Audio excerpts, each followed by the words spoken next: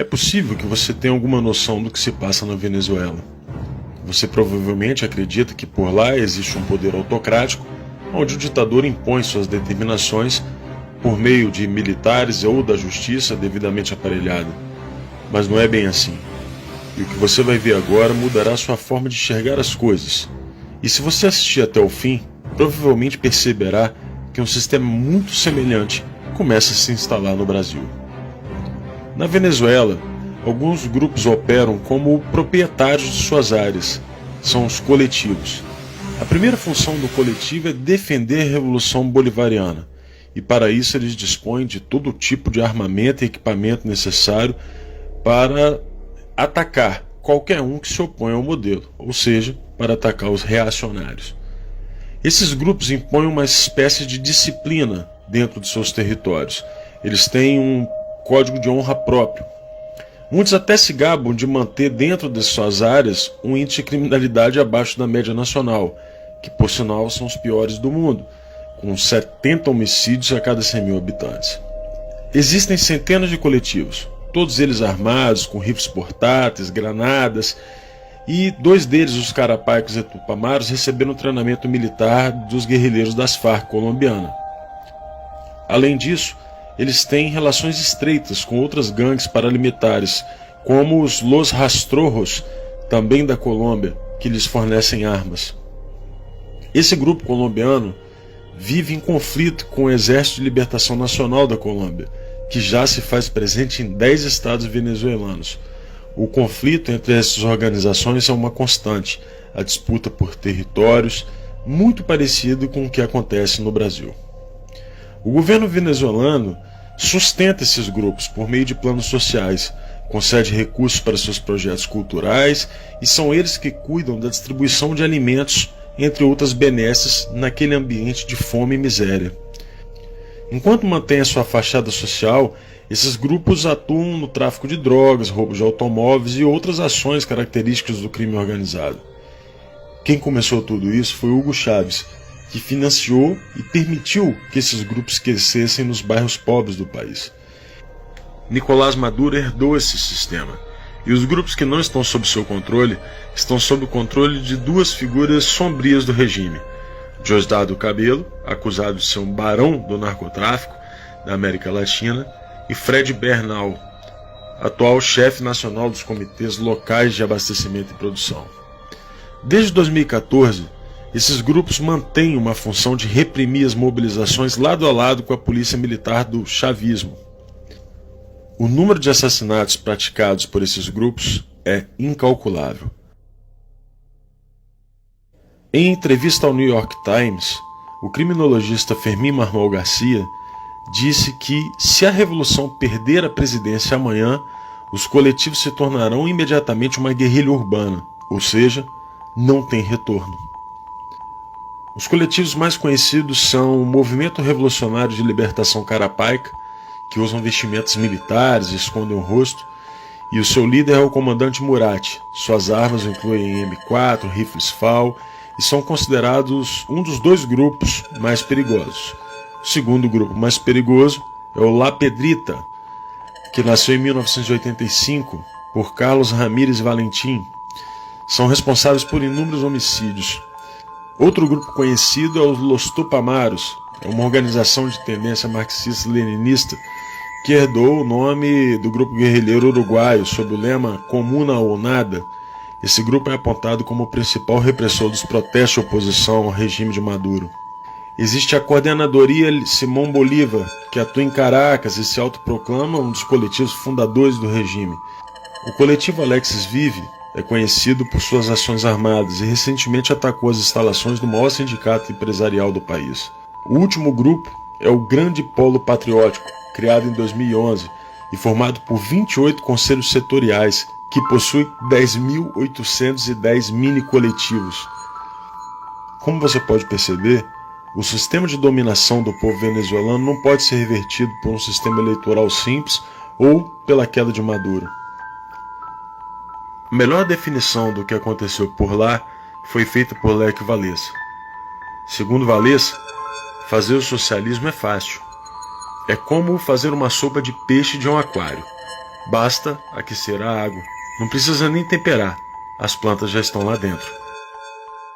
Fazer o contrário, criar uma sociedade livre a partir do comunismo, é como fazer o aquário utilizando uma sopa de peixe. Isso é complicado.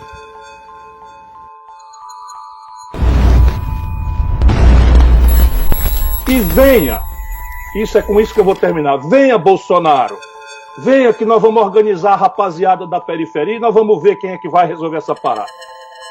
O juiz federal Odilon de Oliveira de Ponta Porã, na fronteira do Mato Grosso do Sul com o Paraguai, obteve evidências da atuação de guerrilheiros das Forças Armadas Revolucionárias da Colômbia, as FARC, no treinamento de bandidos ligados ao primeiro comando da capital, PCC, e ao Comando Vermelho.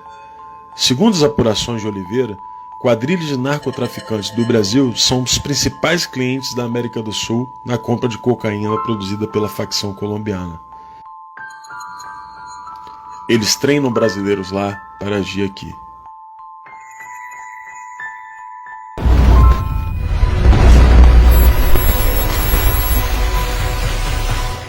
A revolução do lumpenproletariado já está em andamento no Brasil. O lumpenproletariado, esse produto passivo da putrefação das camadas mais baixas da velha sociedade, pode, às vezes, ser arrastado ao movimento por uma revolução proletária. Todavia, suas condições de vida o predispõem a vender-se à reação. Karl Marx. Você consegue se lembrar do Brasil antes de 2002? Pois é, não existiam cracolândias por aqui. A partir da vitória de Lula, a droga derivada da cocaína tomou conta do país, escravizando um número imensurável de brasileiros. Tais indivíduos são capazes de lutar com maior coragem, mas são propensos a ações destrutivas. Conduzidos de maneira correta, podem converter-se numa força revolucionária. Mao Tse-tung, em Análise das Classes e Sociedade Chinesa. Frantz Fanon é um teórico marxista muito conhecido entre as esquerdas. Seguidor do maoísmo, é proponente de uma revolução mundial, razão pela qual ações muito semelhantes acontecem em todos os lugares onde o comunismo possui seus tentáculos. É dentro dessa massa da humanidade, esse povo das favelas, do núcleo do lumpesinato, que a rebelião vai encontrar o seu ponta de lança urbano. Venha Bolsonaro, venha que nós vamos organizar a rapaziada da periferia e nós vamos ver quem é que vai resolver essa parada. Este lumpenproletariado é como uma horda de ratos. Você pode chutá-los e jogar pedras neles, mas, apesar de seus esforços, vão continuar roendo as raízes da árvore. O lumpenproletariado, uma vez que é constituído, traz todas as suas forças para pôr em risco a segurança da cidade. E é o sinal da decadência irrevogável, a gangrena sempre presente do coração do sistema colonial. Aqui no Brasil, a gente reagiu. Fomos às ruas e exigimos o fim de um governo que estava corroendo a nossa sociedade por dentro.